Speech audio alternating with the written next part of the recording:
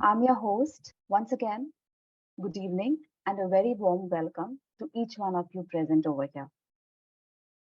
Welcome to today's webinar. Today's webinar is about 21st century learning skills, and it's a tribute to what all students are open to learning.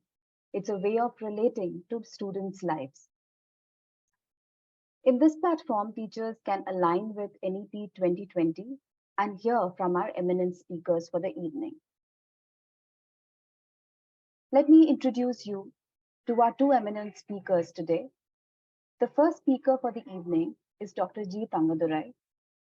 Dr. G. Thangadurai is a distinguished educationist, a very well personality in the education circle. Sir is a seasoned administrator, a prolific writer, an eloquent speaker, and a commendable teacher. Sir has been awarded with National Award in 2002 from then President Dr. APJ Abdul Kalam. He also was awarded 50 Effective Principals of the country in 2020. These were a few of the awards which has come into his kitty. There are many more before He retired as Director Principal of Presidency Group of Schools. These days, we fondly call him the traveling educationist. He travels all around the country, conducting training programs, which are in person. He's conducted training programs, in Bangalore, Kolkata, Chennai, and Bhubaneswar, and many more. Also, he is a managing trustee of ANE Training Academy, which is under the aegis of ED Educational Trust, and 50 webinars as of now, and proudly connected with 7,000 educators. Welcome, sir. Before we start the session by Dr. G. Thangadurai, let me also introduce our second speaker for the evening. Our second speaker for the evening is Dr. Malini Mandata Datta, double gold medalist with double PhD, first with International Relations from Sambalpur University, and second with MBA HR from ISBM. Ma'am completed her public policy from Virginia University, USA, and presently is pursuing her DLIT from University of California. An academician in political science, she has served as a professor at Calcutta, Guwahati University, Utkal University, and Sambalpur University. She has been senior faculty at Delhi Public School, academic director at Cambridge International School, CBSE head examiner, senior academic advisor to leading ed tech organizations, CBSE resource person taking training sessions at various CBSE hub centers, Rachna Sagar official trainer, subject matter expert to merit track with Manipal Academy and CBSE as well. Now, she is the principal at Brooklyn National Public School, a leading institute at Bangalore. She also heads as director Ignite Brainery International, secretary to International Students Forum. She also has been an advisor of NEP and various education institutes and organizations. She also has a lot of awards and recognitions which have come her way. She's been awarded Gem of India by All India Management Council, Best Teacher Award, CBSE Sahodaya Academic Excellence Award, International and National Award for Teaching. Recently, she's been awarded Excellence in Instructional Leadership 2022. Last month, she's also participated in International Summit for Quality Education in Sri Lanka as a keynote speaker. And also, she represented International Principal Exchange Program to Finland and Sweden. Thank you so much. Thank you.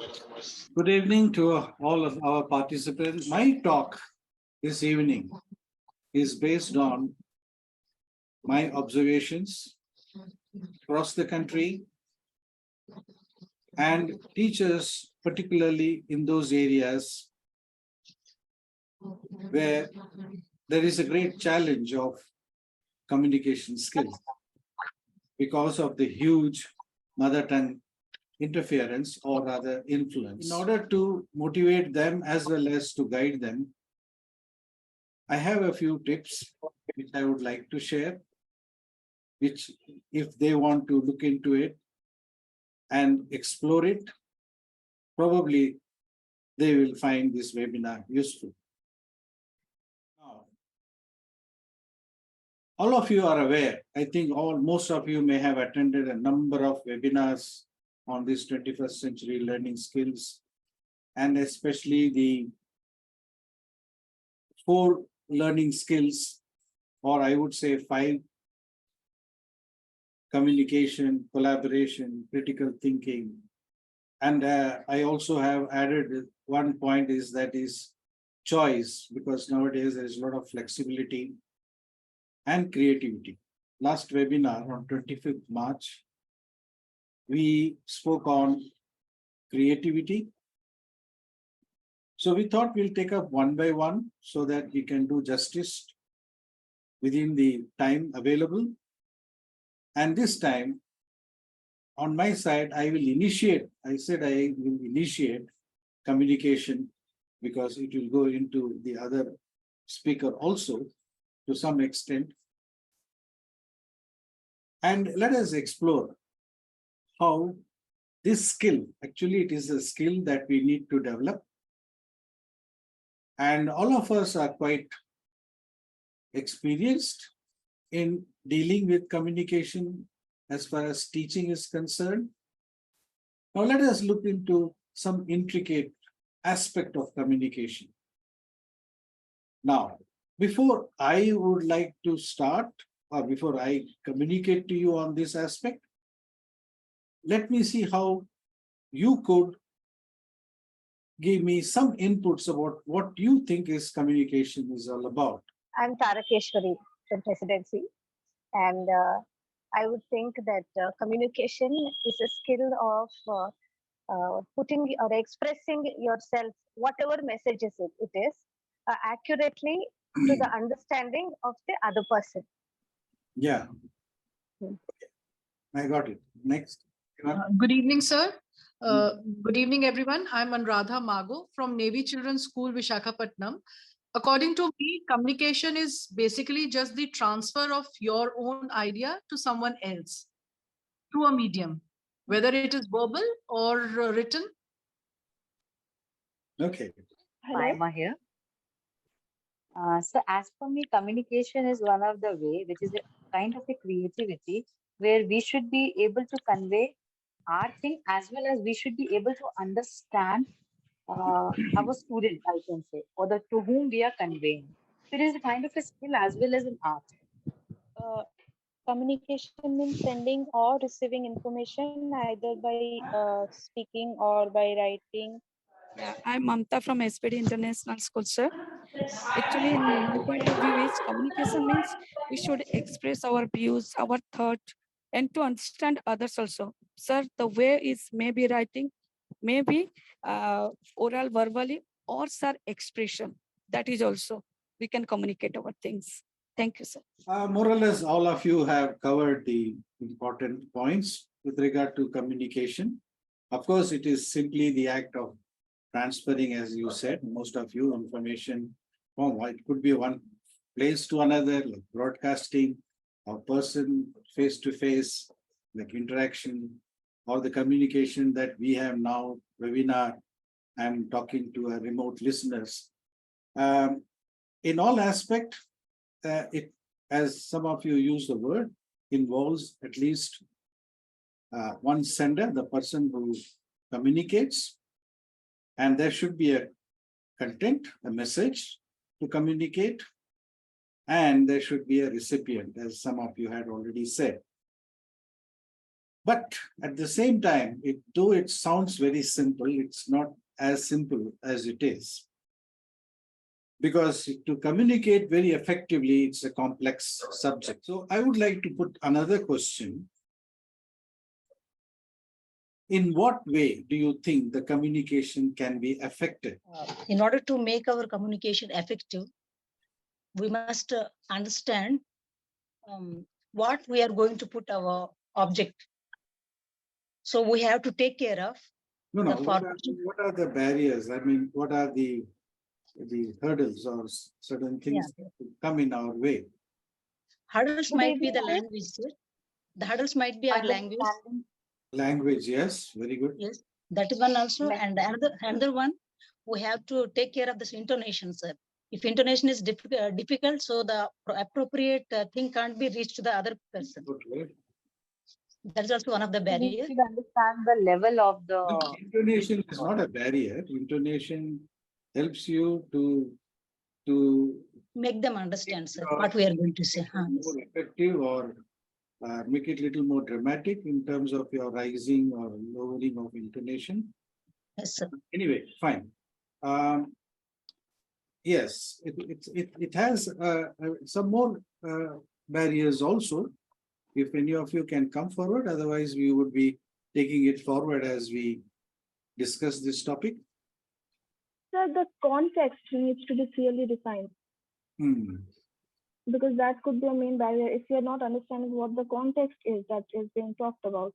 And also the words that we are using, it should be, the meaning of it should be clear to the other person Yeah, as well. that words, okay, vocabulary, language, Formation of sentence, sir. Formation of sentence also matters a lot. Yeah, yes. The Okay. idioms and phrases that are being used. Sir, I'm Tara Keshwari. I was Yes. thinking also the age group of the person receiving the message. Okay. Because if they're talking to children or they're talking to adults, we have to change accordingly. Yeah, you have the audience. Of course, the complexity of the communication means that each one may receive a very slightly different message if you are communicating to a group. Okay. And how do you converge it? How do you bring it, streamline it? It is also possible that neither of them will have quite the same understanding as the sender. Now, one more question is, what is the outcome? We always talk about learning outcome. What is the outcome of communication? Understanding and clarity. Our message should be clearly conveyed. What is that one word? Effective. So this is Gargi Sarkar from Garden High School, Aitar, Kolkata campus. I would say the outcome of communication is the feedback that we receive after they have comprehended the message. That is good. Very nice. Feedback is very good. But that is an indicator of that. But what is our goal when we are communicating? We can get the goal is to whatever message is intended to be communicated has to be understood by the receiver. The word understood, understanding. Understanding receiver and sender. Yes, understanding is the word. Yes, sir. Fine, very nice. So, as some of you already said, there are different categories of communication. Okay. Some of them, it can be spoken or a verbal. I think some of you mentioned that. It could be face to face. It could be over a telephone, radio, television, or other media. I think we are all now into the digital age, into the multimedia age. Quite obviously, you will be able to understand this aspect very good. So spoken or verbal. Face-to-face is a most interesting part where you can adjust with your recipient and ensure that or make it so effective that you get the right response or a feedback. And the next is a non-verbal. See, very often, we find body language also plays a very important role. Your eye contact, your expression, your facial expression, and how you connect to that, your target audience. And gestures also play a very important role sometimes. But at times, too much of gestures are also not good. But a few gestures to indicate, to bring them into the swing of thoughts of your thought. That would be a good, interesting. And the dress. Because you are the presenter, especially if it is a face-to-face, how you are the presenter, how you are dressed up. That's a very important aspect. Written communication, we have letters, we have emails, we have magazines, all are written and internet or via other media. Visualization, we also try to communicate through graphs and charts when we are comparing and analyzing certain data. Maps, as you all know, we are quite familiar with the Google Map, which is also a communicator to us to navigate, to negotiate our ways. There are great logos, which could also give a lot of communication about the product, you see, and other visualizations can communicate. Even great paintings, whether it is M.F. Hussain, Picasso, or for that matter, Michelangelo, the paintings also communicate. So there are different categories of communications. However, I would just go and touch upon one or two to say how this communication could be distorted or can be we may not be able to reach the goal of understanding. So one such thing is a circular or a circular from any in the corporate world, or circular from your principal in the school, or circular from the CBSE, or whatever it is. It has to be drafted, it has to be written in a manner that there is no storm. As I see a storm in a teacup. Now, this I wanted to share with you a small anecdote. In fact, it is a small case study wherein, the principal wanted to communicate to the teachers tea, which was generally served at the different classrooms because it was a multi-storied building. Tea was served at different floors so that the teachers don't take time to come down and go up. So the tea was served during the tea break. But it so happened and observed that some teachers were taking tea in the classroom. And so the principal issued a circular saying, I would like to inform you that from next day, tea will not be served at the workplace. You are requested to come down to the canteen to take tea. So the next day, there was no one in the cafeteria. There was no one who came down to take tea. Maybe one or two came there, exceptional. Now the point is, the circular was a little emotionally understood. They were a little emotional that how is that we have been getting tea for so many days at our workplace. Now suddenly we are asked to go to the cafeteria. And so rather they boycotted. Now the principals as a leader has to think of how to bring about or a better understanding. So he issued another circular saying that I have been longing to take tea with all my teachers. Because of my busy schedule, I can't meet all of you at the same time. Tea time is the best time for us to have a one-to-one interaction or a standing meeting with one another. And therefore, I requested you to come to the cafeteria, which obviously I did not write the way I am writing now, but you are most welcome to join me for tea in the cafeteria from tomorrow. Now, that made the difference in communication. So communication through a circulars, communication, whether it is a letter or an email. Now, emails is a very important medium of communication, and sometimes it will bring a lot of surprises when it is not properly drafted. There's another thing, that challenge that comes in the form of a communication is pronunciation. We all understand that being an Indian, we have adopted English as a medium of instruction.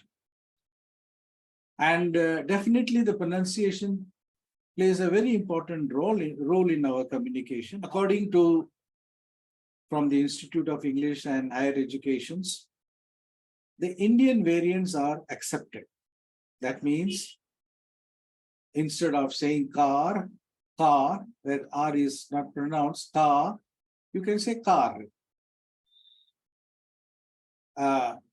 Instead of saying jargon, you can say jargon. R can be stressed.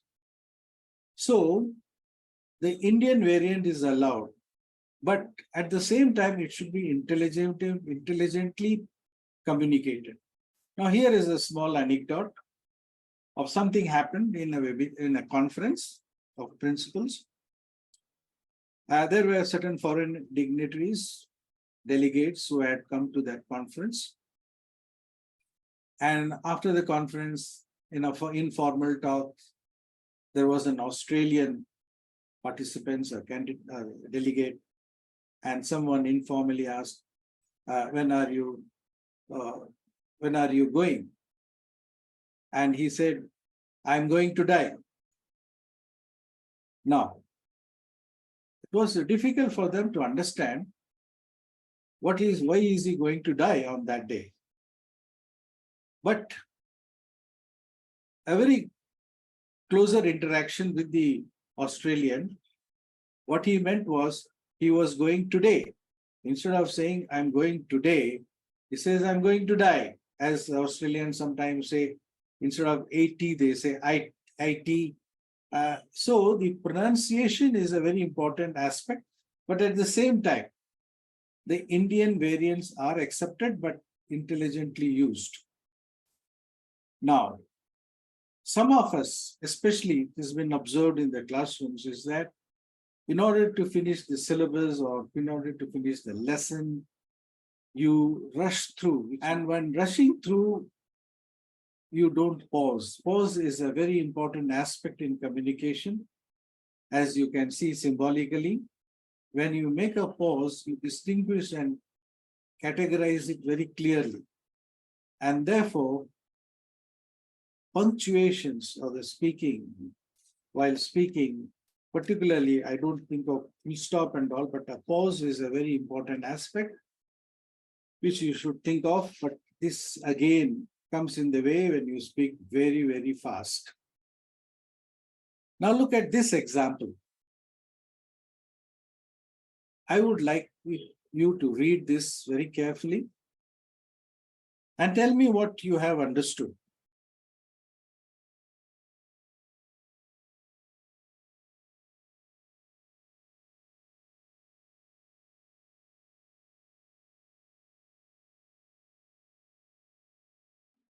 Anyone? Now, you see the meaning now? Go back and put the meaning. Does it make a difference? Yes or no? Yes, sir. So the only word which became a barrier is the word crepuscle, which is a very, not an ordinary word used. The meaning of that is a simple word, twilight and dusk. So when you put that, the meaning becomes very clear. The children grew quiet when dusk arrived. They had wished it would never come because they knew what their mother would make them do. They tried to insist that it hadn't arrived, but they couldn't fool their mother. So this is how a written communication can cause a barrier, especially the vocabulary. And if you can show a picture on that, especially in a classroom situation, it reinforces the meaning as well.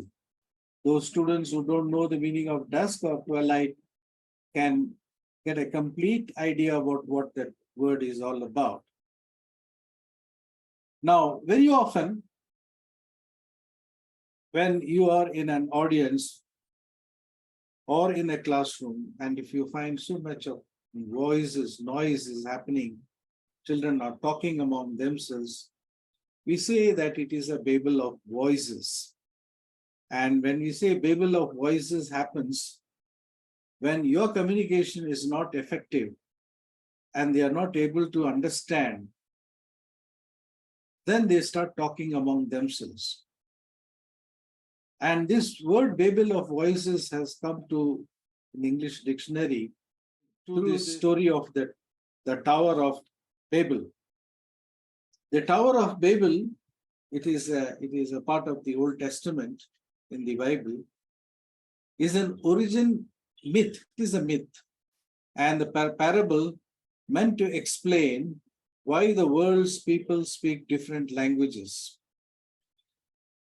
According to the story, a united human race speaking a single language once upon a time, they were trying to build a tower to reach God.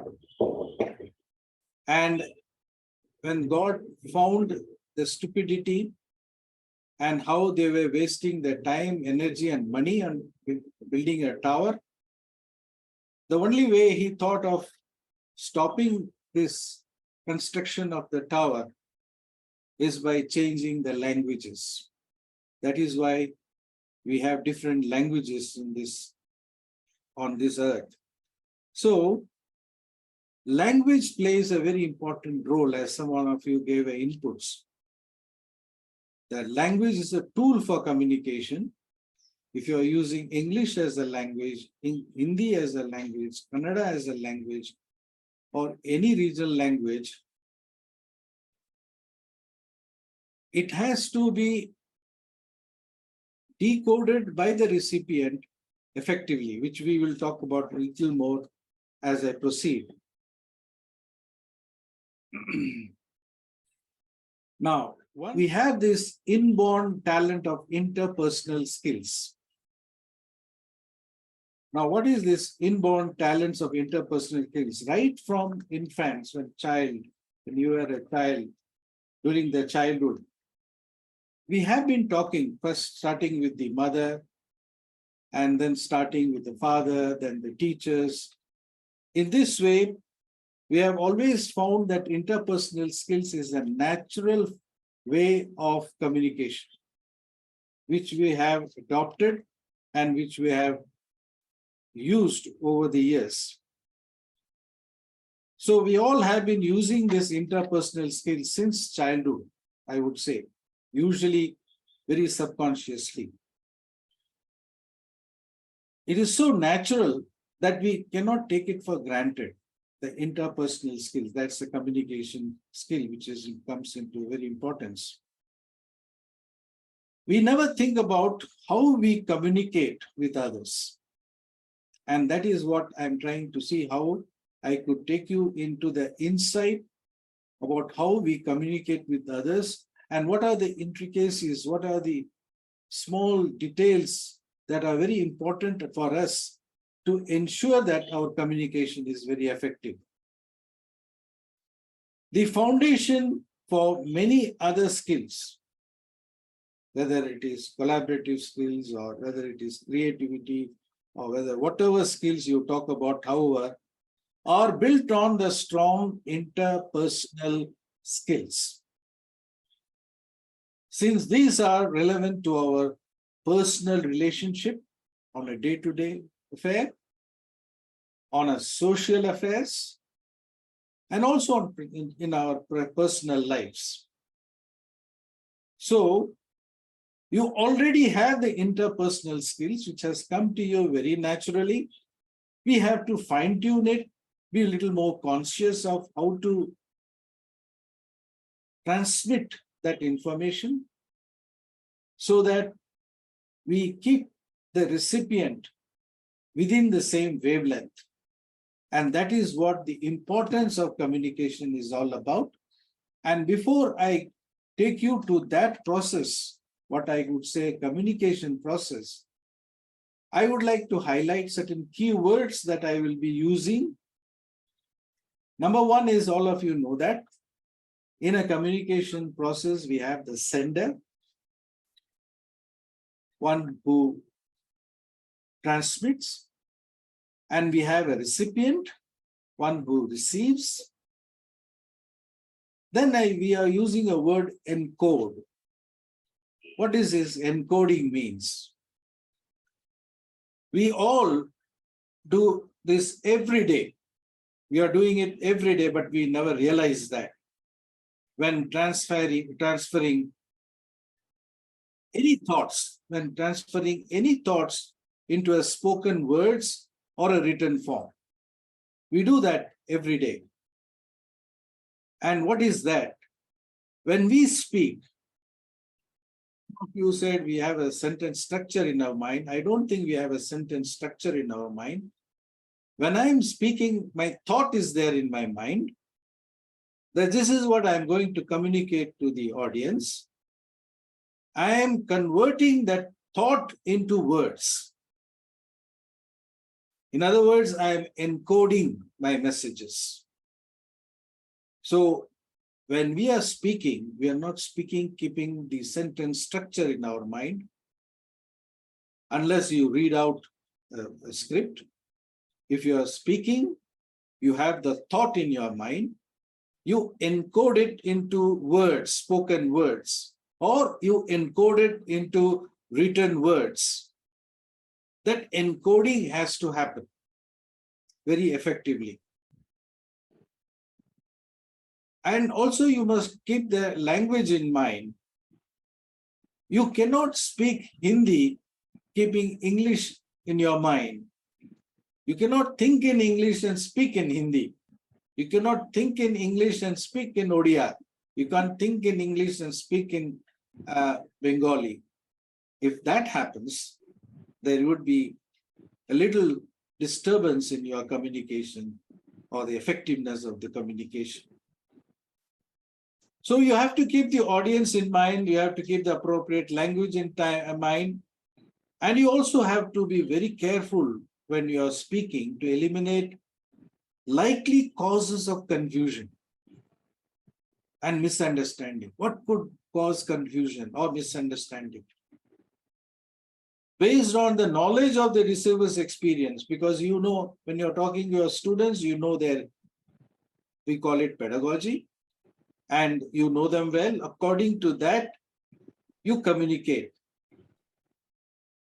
So in this way, encoding is one word, and let me go to the next word before I go to the channel. Decoding is how the receiver is able to decode your message into his understanding. If, for example, you are talking to a children in the lower class, and you say that this bed sheet or this bed sheet is as white as a polar bear. Now, the children should know what is polar bear, what is the color of the polar bear.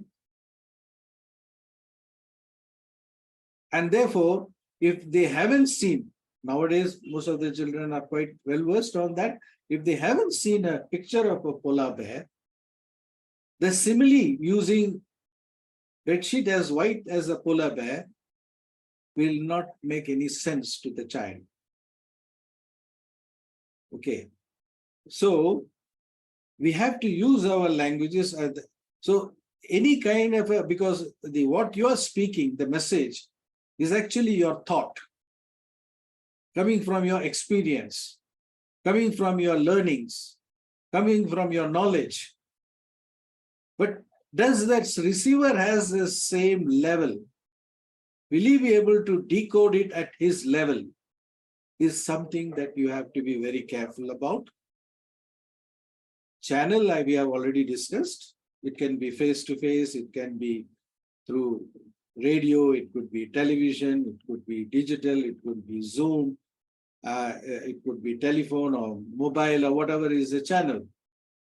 And somebody also had stated in the beginning when I asked, communication also gives us the feedback. How does we get the feedback when you are talking? Now, in this case, in my case, I cannot see you. I cannot get a feedback by looking into your eyes. But in a classroom situation, you get the feedback when you look into the eyes of the children. You look at the facial expression of the children, and the receptivity can be seen or can be visible. But it's very unfortunate that after pandemic, we got into this habit of being a remote speaker and a remote listener. And otherwise, it gives a lot of feedback when you are in person. That is why I like very much to be an in-person workshops and programs than the webinar. But at the same time, I'm also very happy that I'm able to reach out to so many of you across the country and abroad through this marvel called virtual presentation or a Zoom presentation. Now, barriers we have learned a lot. Rather, we discussed it earlier. The barriers could be the language, the barrier could be the culture, the barrier could be a new place. For example, when I was in Oman, I took a training program on 360-degree feedback to the Omanis.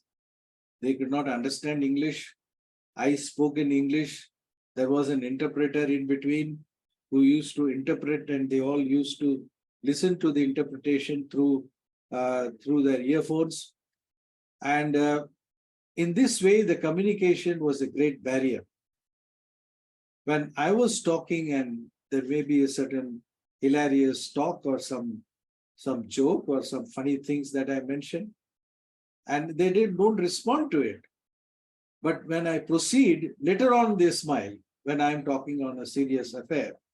So the barriers could be the language, culture, new place. Now, what is this noise?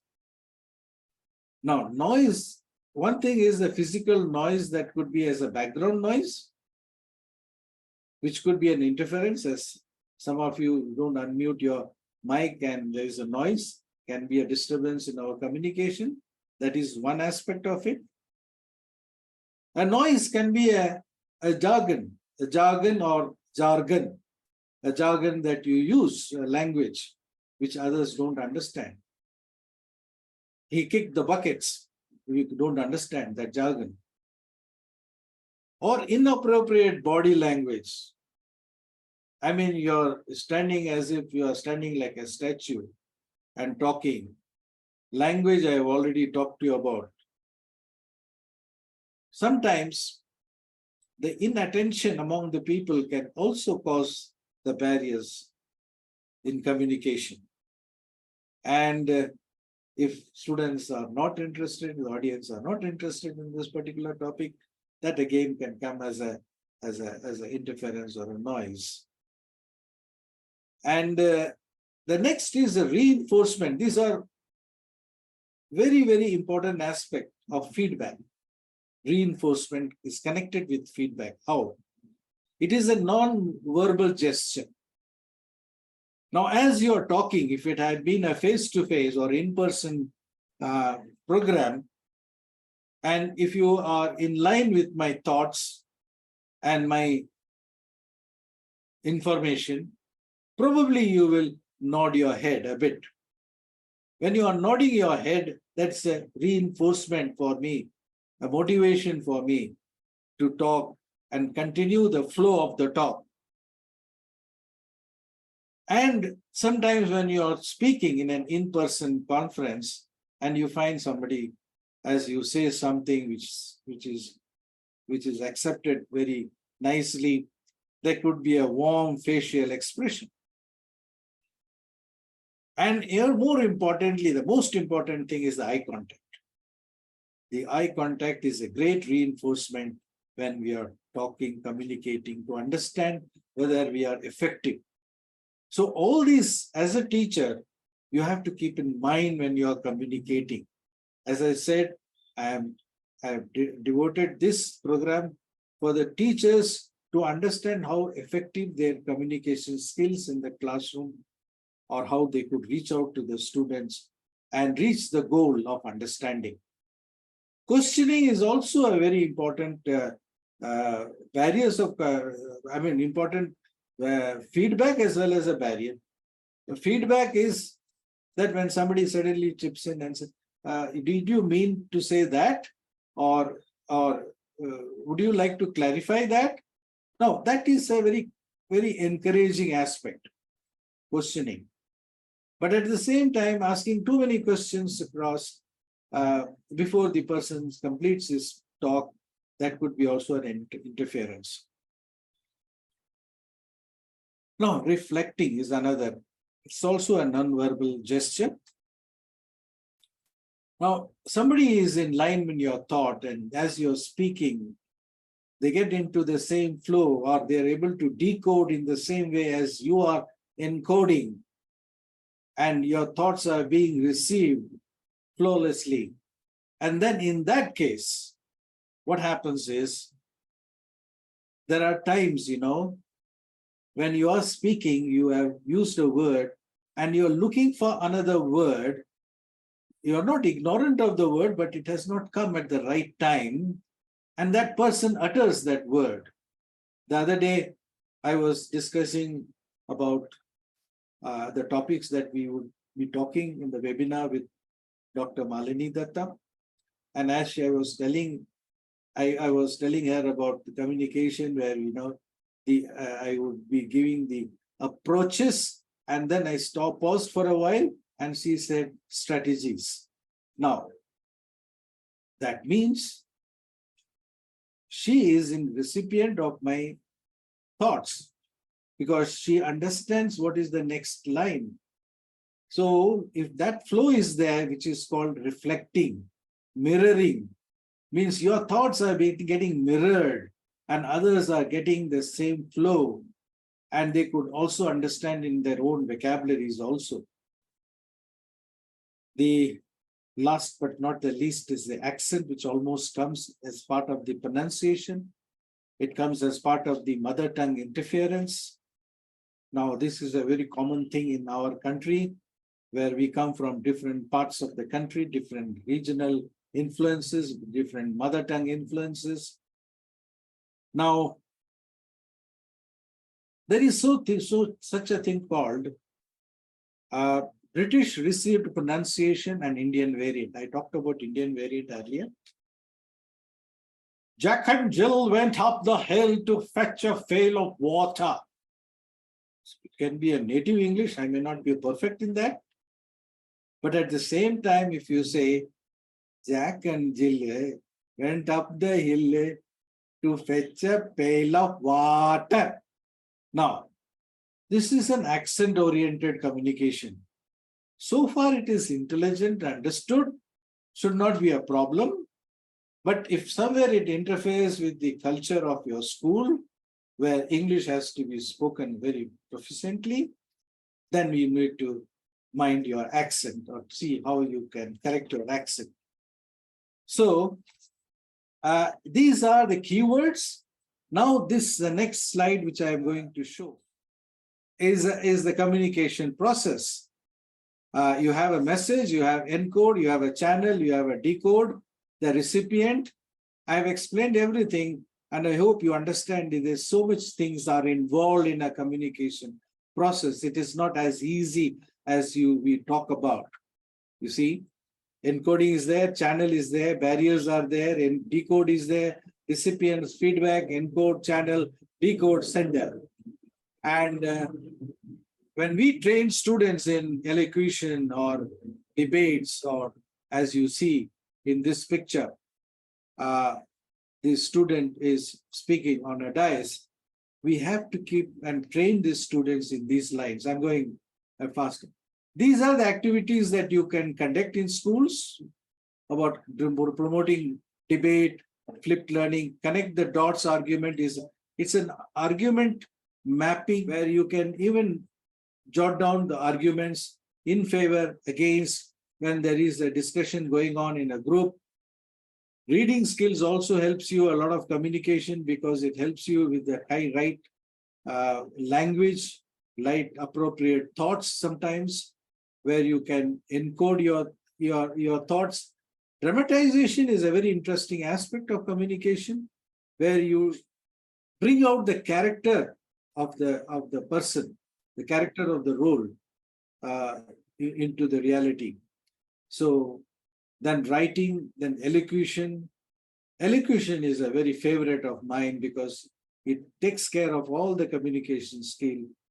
Elocution, we teach how students should maintain the eye contact, how they should, as someone said, raise or fall intonations. You say yes, or you say yes in the different intonation voices, because elocution becomes, intonation is used very effectively. And these are some of them which you can just make a note of it.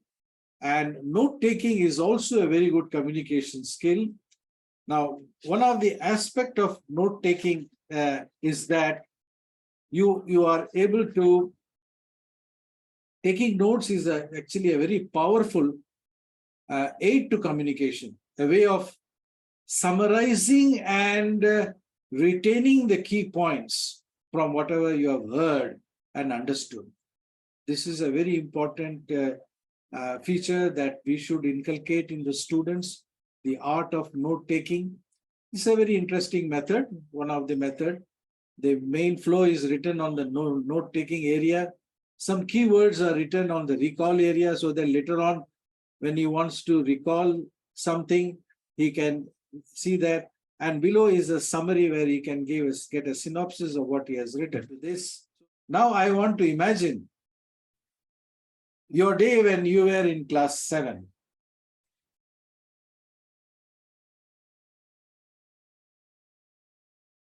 Have you given wings to your imagination? Just imagine the day when you were in class 7, sitting in the class and talking among the children, talking among your friends, and the teacher is going around, and there is a teacher who is writing and at the same time keeping an eye on you. What kind of a communication process you had at that point of time? Just imagine that. I won't want to discuss on that, and see how different is this life now, and the facilities now, and the resources that we have now. And therefore, let us now think of your students, and let us not bring good old days in their life. That's a very wrong thing to say. In our days, we used to do like this. In our days, let us not bring. The children don't like it. They want to be respected in their days, and in that way, bring the art of communication in the way they are best suited for this new generation.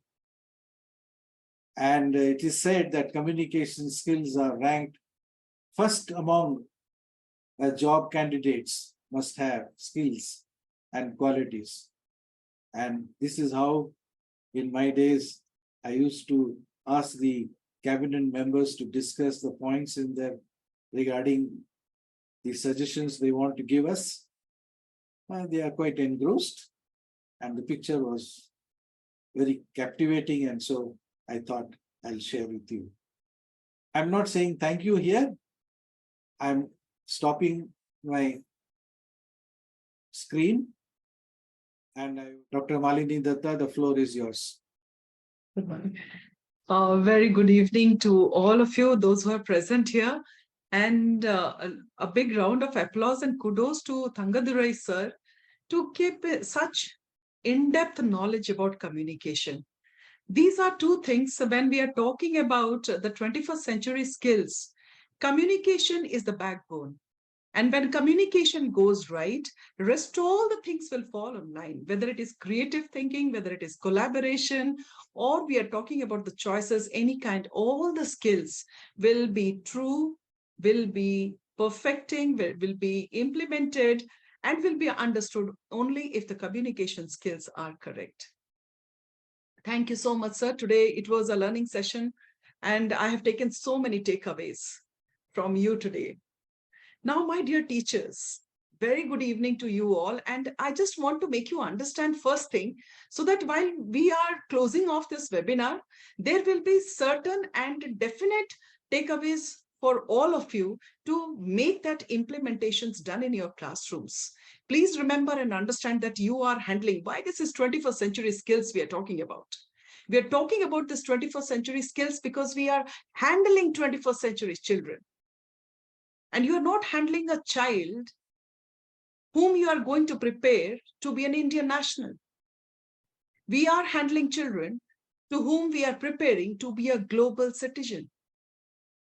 Now, I will just give a very small example to make you all understand that while the Constitution was in make, even our Constitution makers have not thought that something called software, cyber security, cyber crime will be there.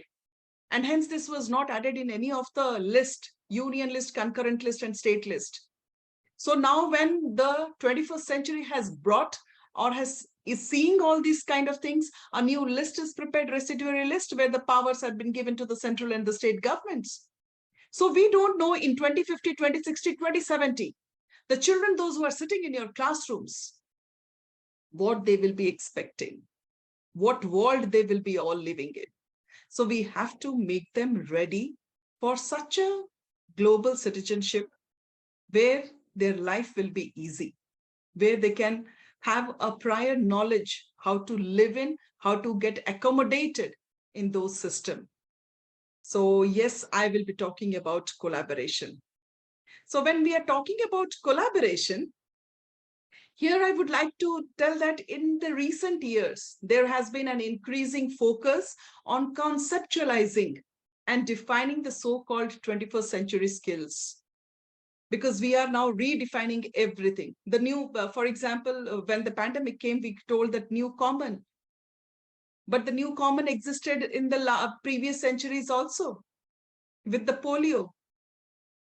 So these are certain jargons, like what sir told, jargons that had come now, and we will be talking more on that. So the literature of the 21st century skills includes a number of frameworks for categorizing the skills and the knowledge required for participation in the workplace and in society.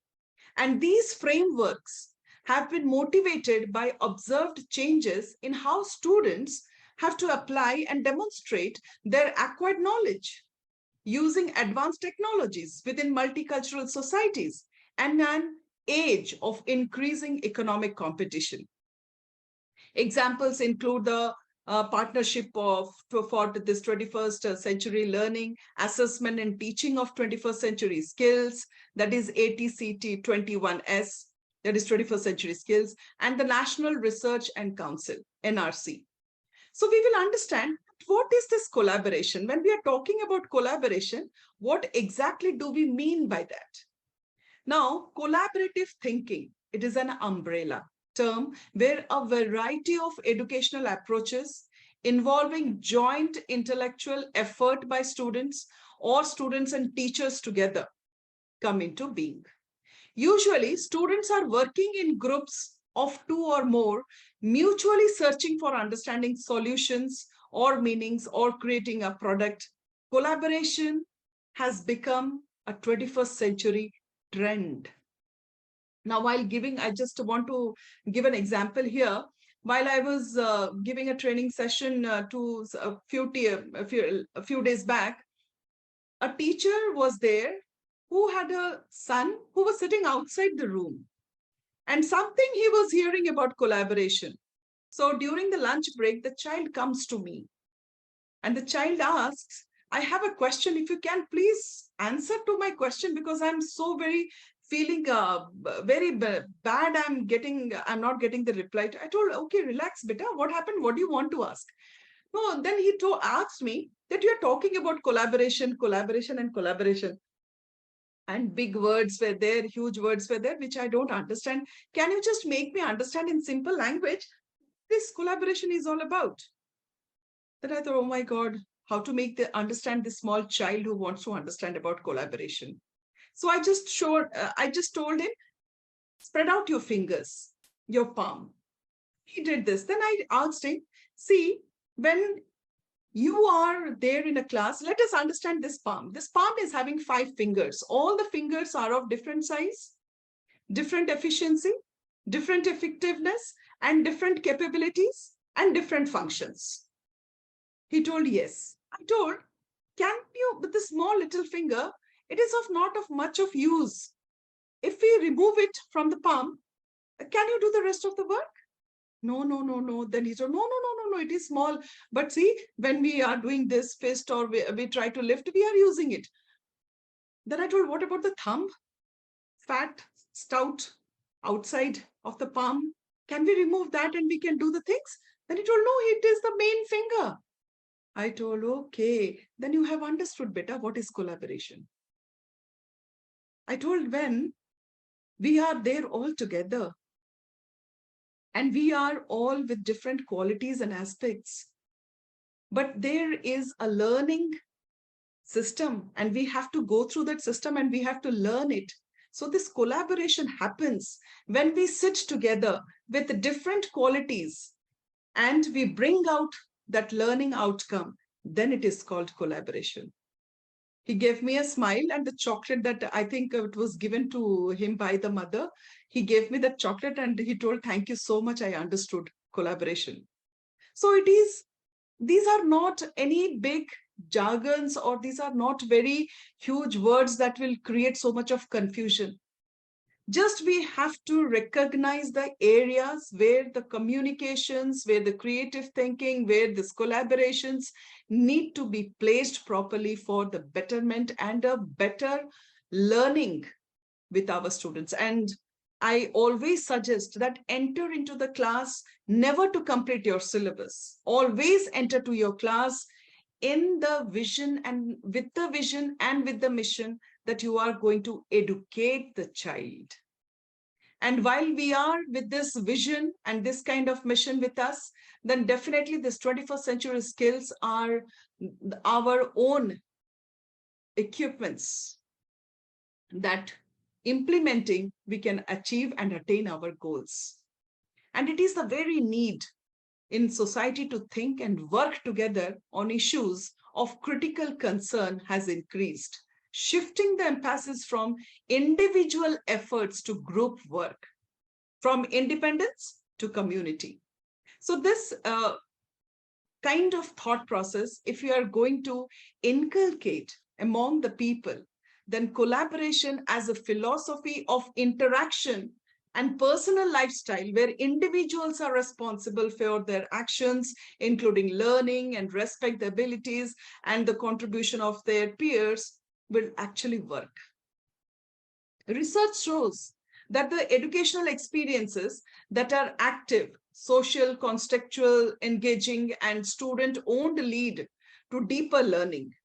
And this benefits of collaborative learning includes development of higher level thinking, oral communication, self-management, leadership skills. So these are not such big words that we should ponder around, but these are certain things that automatically comes into a class where we are talking about collaboration. So while we're talking about collaboration, it is when a group of people come together and contribute their expertise for the benefit of a shared objective, project, or mission. I think the best example will be the art integration project here that is introduced by the CBSE. And in this art integration, what I ask the teachers always to do, that create a team of members where they will be having a quality of member where they will be the experts from the different fields. Somebody should be good in art, Somebody should be good in explaining the project. Somebody should be there with very good handwriting. Somebody should be there with a good research work. So this is what? This is collaboration. This is how we are going to introduce all the topics while teaching in the class, with this attitude that everybody come together with that peer group and make the things or the learning mission very much possible. If it's a photographer working with a designer to create a cover image, or a technology department regularly convening with the marketing team to plug away at quarterly goals, or in other words, collaboration, it is the process of group work. But it is always there with a learned skill. So how will you collaborate with others will greatly impact the outcome of the group project. Take the example of your staff rooms. When some programs do come, or the announcement happens that blessing ceremony or investiture ceremony or any special assemblies are going to get conducted, what happens? The discussion that is there in the staff room. In the staff room, you all start discussing or you all start dividing the work. I'm good at art, so I will take about the posters to be created. I'm good at singing. I would like to take away with the singing practice of the children and the selection of the songs. And finally, when the program is conducted on the day after the event, you all feel the triumph of your work, the feeling of satisfaction, that how the thing has put up in such a way that everybody is happy about it. So this is what is collaboration. So when we are talking about collaboration, we are talking about the core values. There are certain core values, and without these core values, no collaboration will work. Then slightly there will be dictatorship coming in, slightly autocracy will come in, slightly your own, where you will see that people, those who are with dominating activities, they will say that they're dominating it.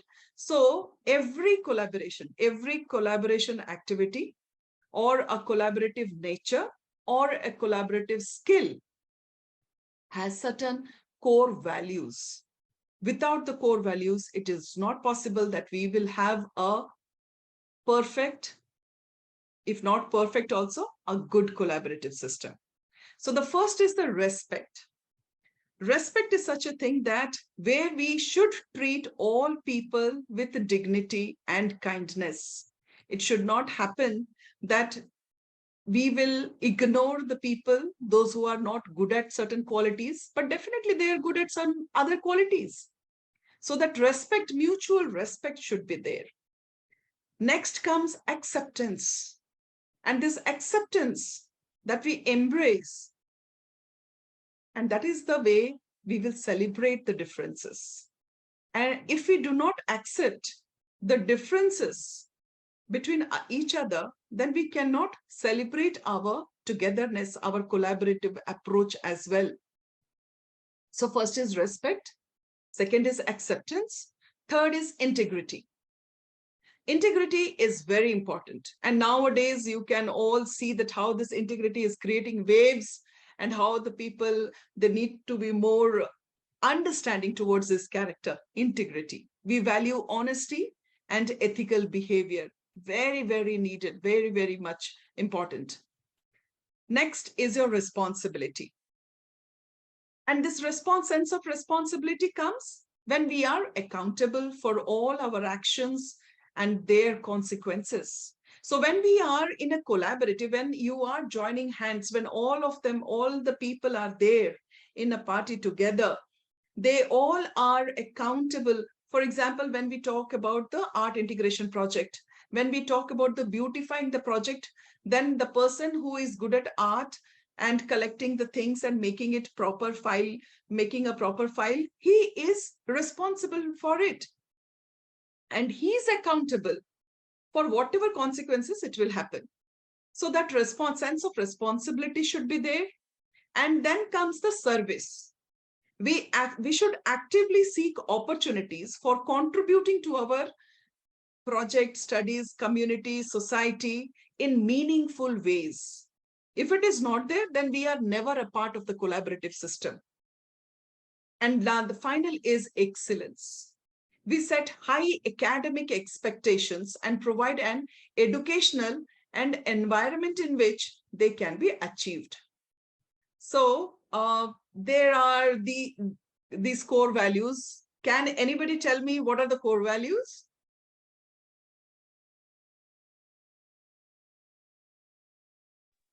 Respect. Ma'am, as you said, respect, acceptance, Yes. integrity, honesty, ethical behavior, and responsibility. And then we can have excellence Sir, in collaboration. service and excellence. Excellence. Excellent. Excellent. Thank you so much. It was brilliant. See, this is how we are going to take these takeaways from this kind of webinars where, you know, we can self-motivate ourselves and we can enhance our own dictionaries, where we have to keep in store, keep in backup systems, the best of the things that can be done with our students in the class. As I told you, we will be all handling what? We will be all handling the life wires. And this life wires are our students, those who bring so much of attention to ourself. Now, when we are talking about collaborative system here, there are certain things that I want to highlight here. The universities abroad and the people and the big organizations, they have told something that this collaborative, defining to construct this collaboration has come from the think tanks. And these think tanks have put it in a very beautiful ways. So few things are there which I would like to make visible for all of you. Not visible exactly, audible for all of you. You can all make a mentally, you can view it and you can understand when we say that the basic facets, this is defining the construct of collaboration. So when we are talking about defining the construct of collaboration, the basic facets of what constitutes a collaborative activity are reasonably well rehearsed in the literature. Now, academics who have attempted to delineate this collaboration from other related activities have articulated three fundamental aspects. And these fundamental aspects, if you speculate, you will understand that how true they are. So these fundamental aspects of collaborative learning are very beautifully expressed in the definition provided by OECD. It says that collaborative problem-solving competency is the capacity of one individual to effectively engage. I would like to repeat here. Collaborative problem-solving competency is the capacity of one individual to effectively engage in a process whereby two or more agents attempt to solve a problem by sharing the understanding and effort required to come to a solution and pooling their knowledge, skills, and efforts to react or to reach that solution. So this is, okay, somebody's waiting in the room. Yes. Yeah. So you can, so how beautiful it is mentioned that the three aspects. Now, each of the three emphasized aspects are important factors in the maintenance of the collaborative activity. And for a collaborative state to be constructed, there has to be a task where the achievement of the goal requires more than one person to pool resources. So this view is shared by Teasley, who broadly defined collaboration as a coordinated, synchronous activity that is the result of a continued attempt to construct and maintain a shared conception of a problem. And Dillenberg has added to more feathers to it, who defines collaboration as a situation in which two or more people learn or attempt to learn something together. Isn't it so correct and apt? Because while we are doing that project, what the students are doing, the students are learning from each other.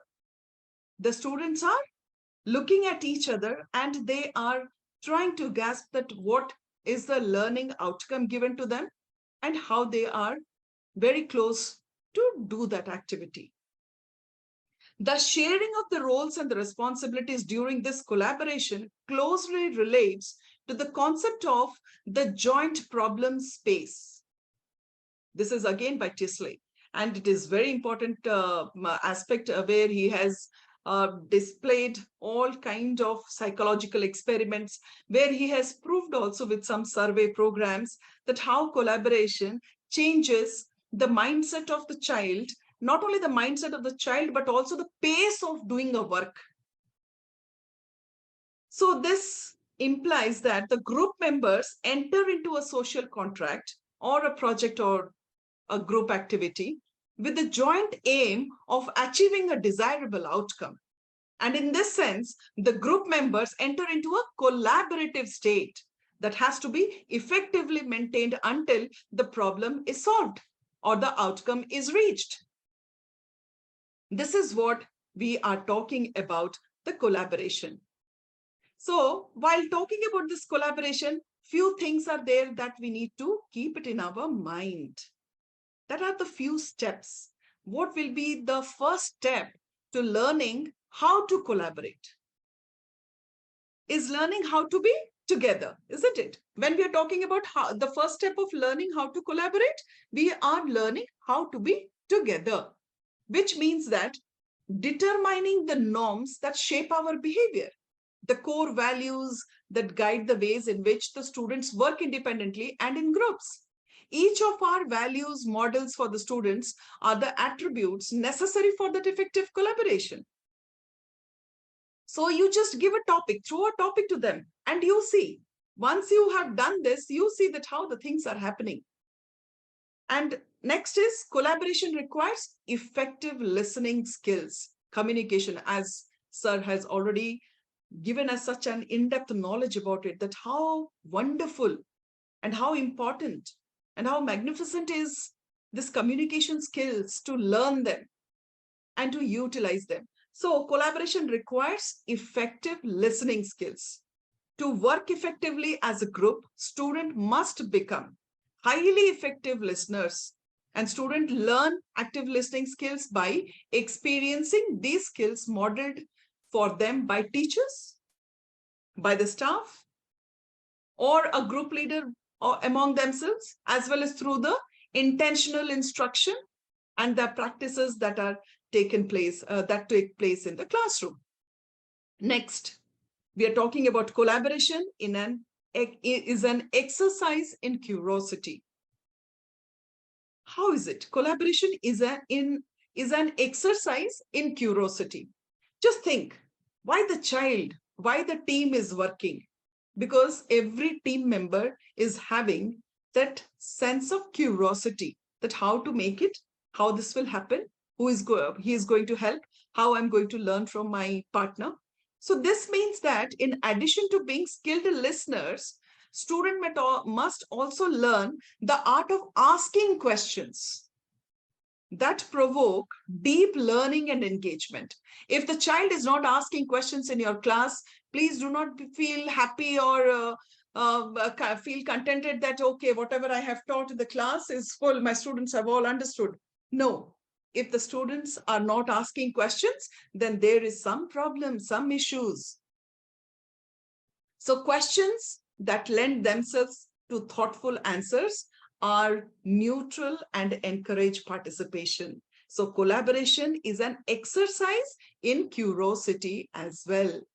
Now, when we talk about the last thing as a feature of collaboration, we are talking about negotiation skills. A good negotiator has mastered active listening skills, is able to regulate herself to the pace of the group conversation and the group work, is agile to change, and is able to identify and articulate shared ideas and the areas of group agreement.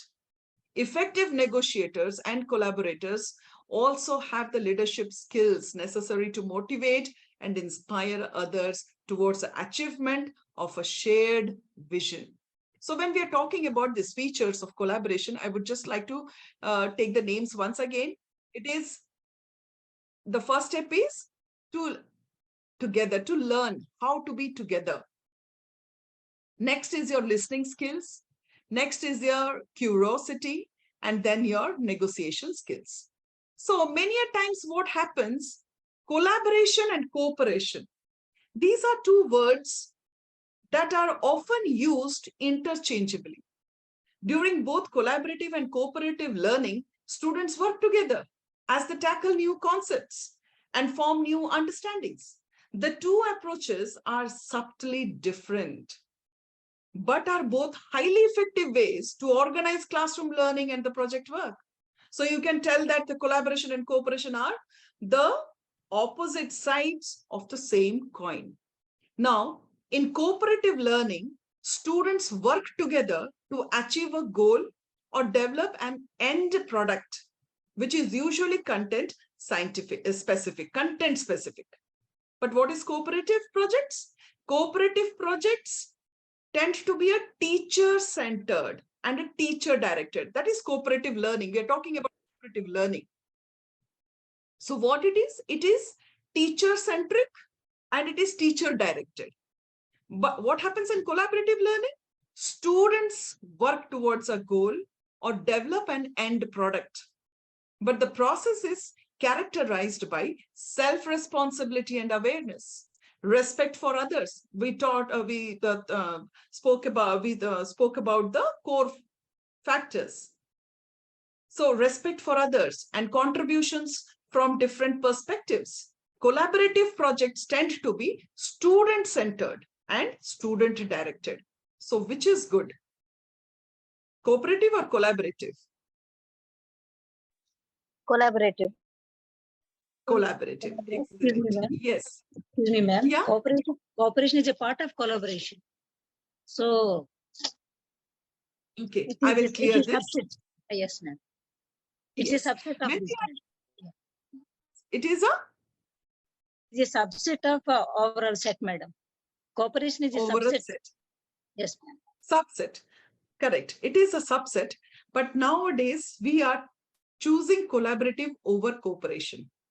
Because when we are talking about cooperation, we are here looking at the fact where the students are helping each other to complete a dynamic, dynamicity comes in collaborative.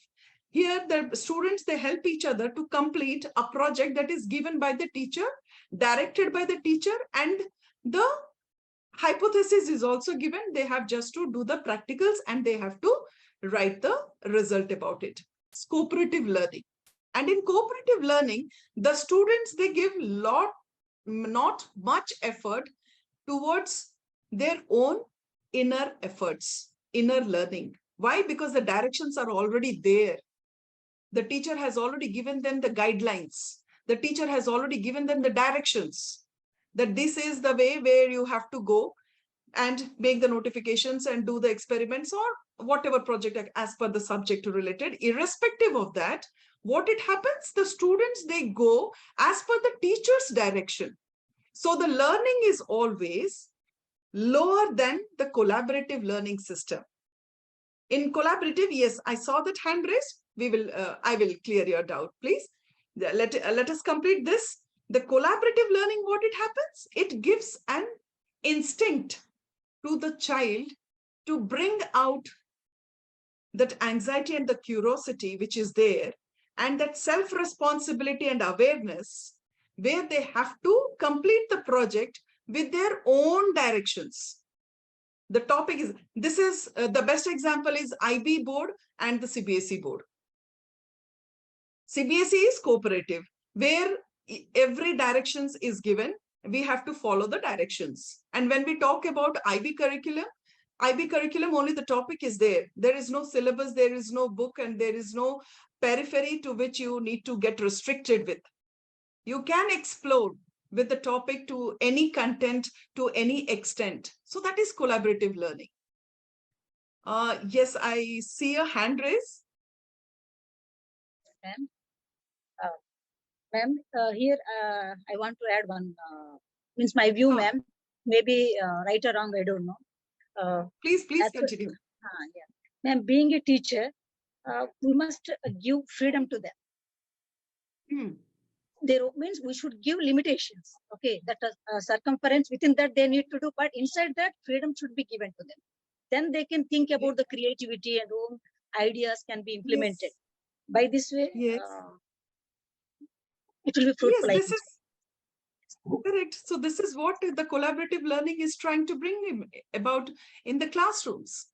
This is what the 21st century skill is trying to bring in the classroom through the teachers, that where we are giving that independence to the child to think about it. Sir, I would like to give one example.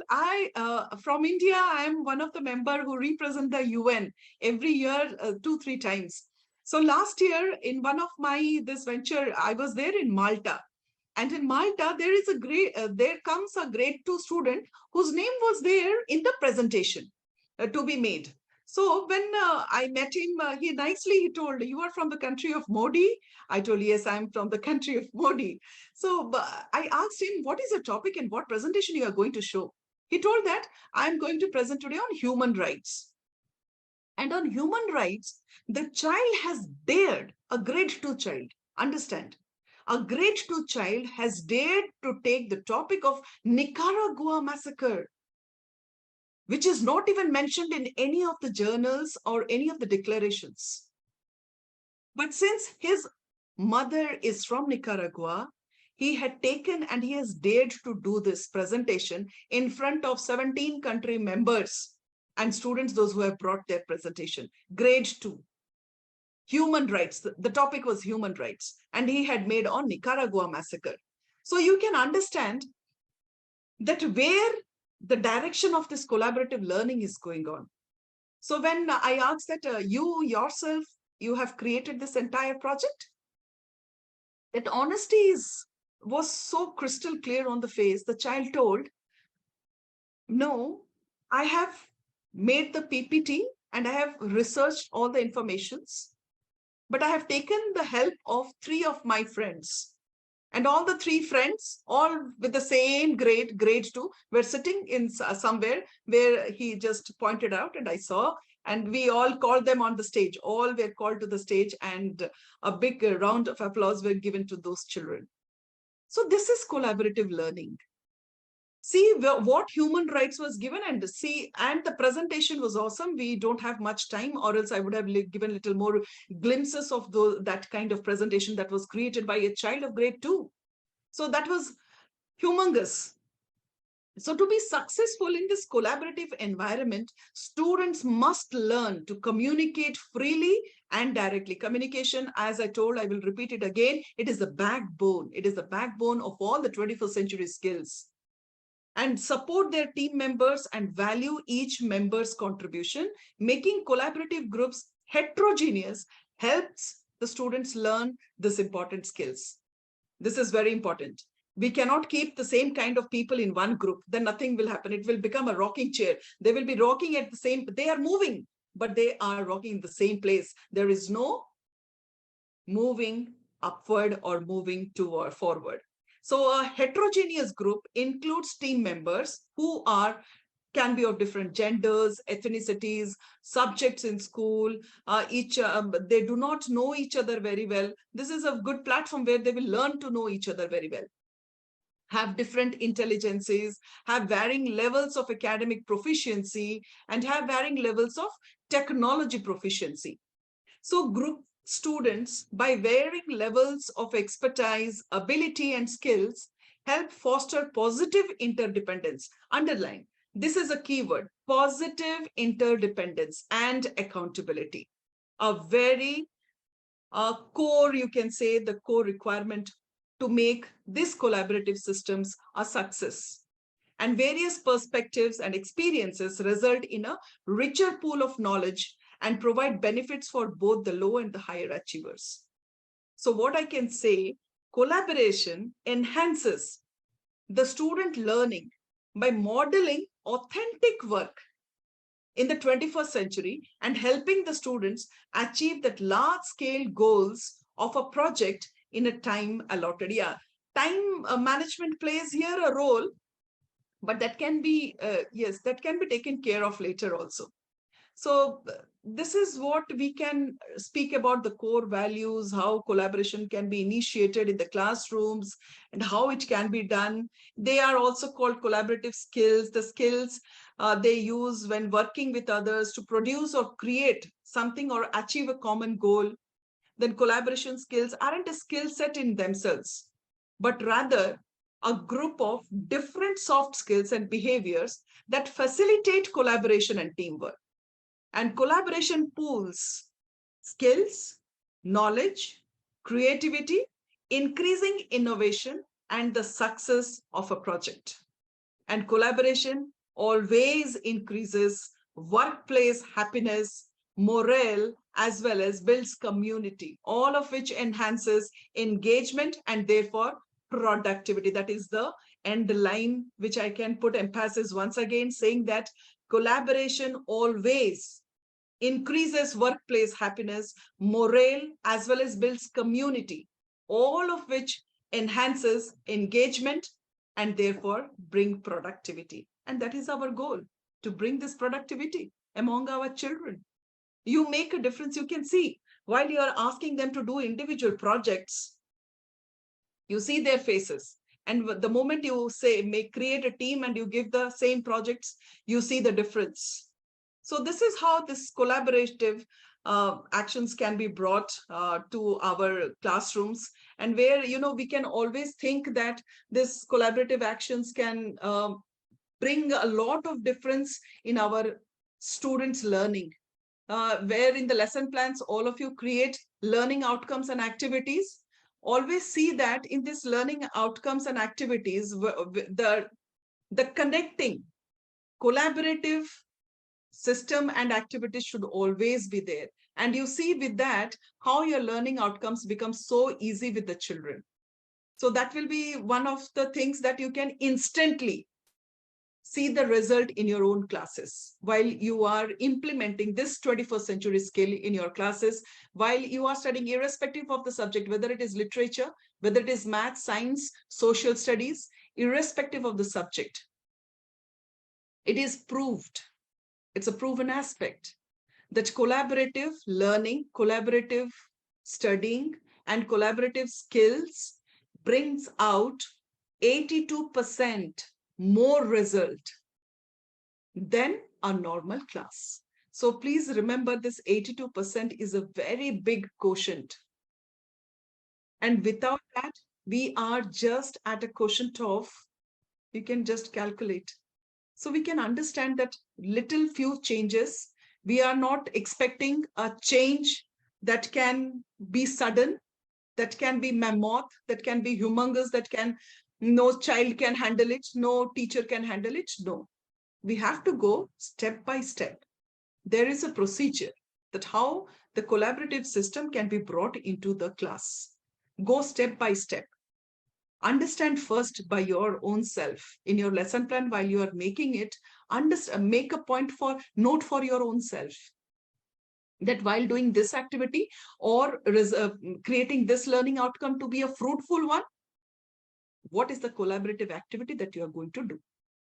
What is the kind of the peer assessment or peer understanding you are going to create?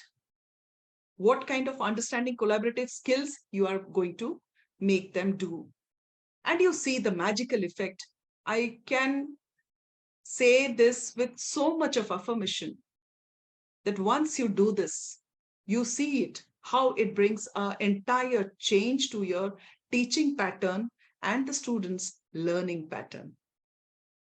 And finally, I would like to thank Ms. Lata and Thangadurai sir, Vijaya ma'am, to give this opportunity to interact this kind of platform and this kind of teachers, those who were so active and they were interacting with us, asking questions.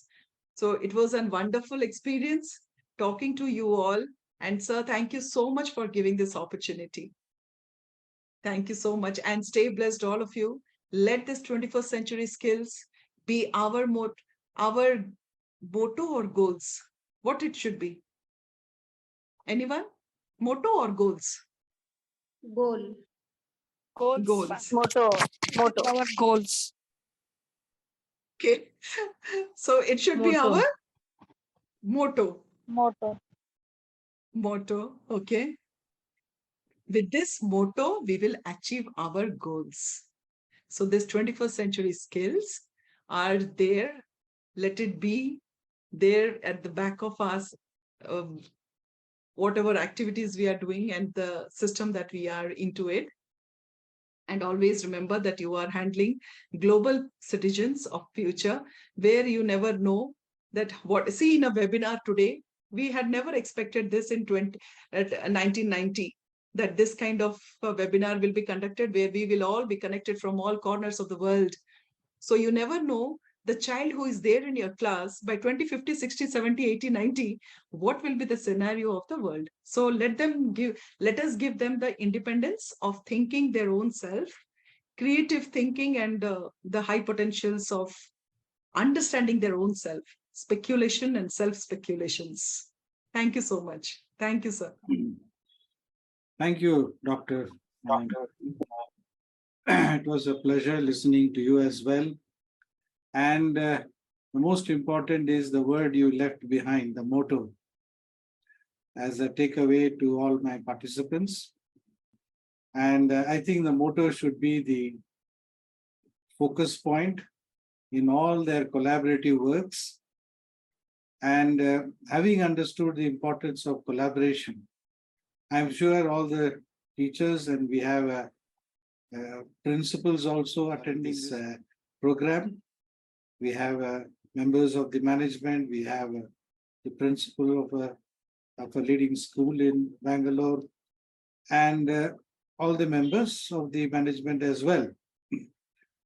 Take an initiative, and teachers can also take an initiative to see how collaboratively you can bring about this 21st century learning skills in the classroom situation, making a classroom a thinking classroom, making a classroom a joy, making a classroom a kind of a process of discovering learning. And all this is possible when you all get together collaboratively in your individual departmental meetings or at a micro level subject teachers meeting, or even for that matter, the staff meeting where you can suggest and move the idea. What are the activities that we can bring in to promote these 21st century learning skills? The idea of this webinar is to guide, motivate, and support teachers and principals. We will be continuously there with you on a regular platform.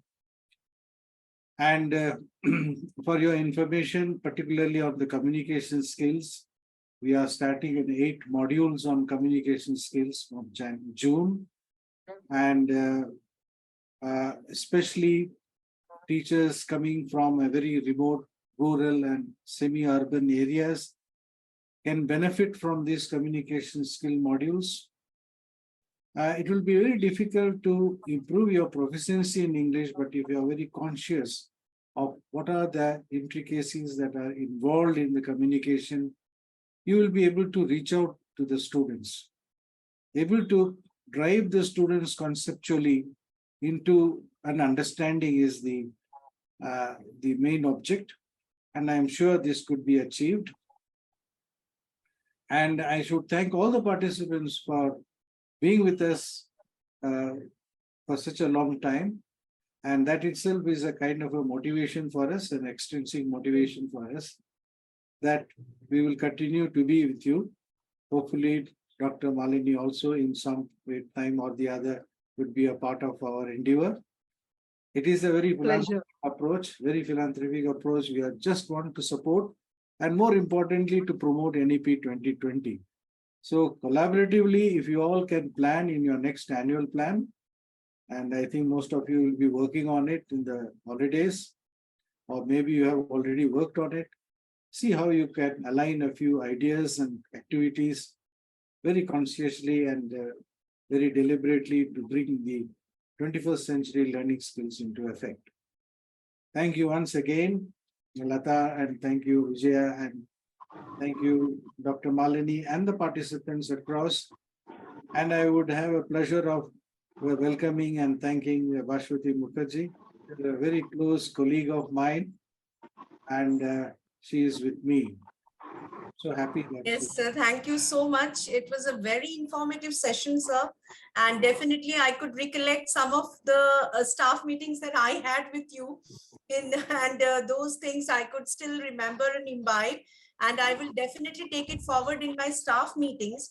And I was also thinking to have a few of these thrown towards the students also, when I could have the student orientation and I could talk to them about how a collaborative process of learning could be taken forward. Very good. Thank you, sir. Thank you so much. Appreciate Thank it. you. Wish you all the best and look forward to meet you all. Thank you all again.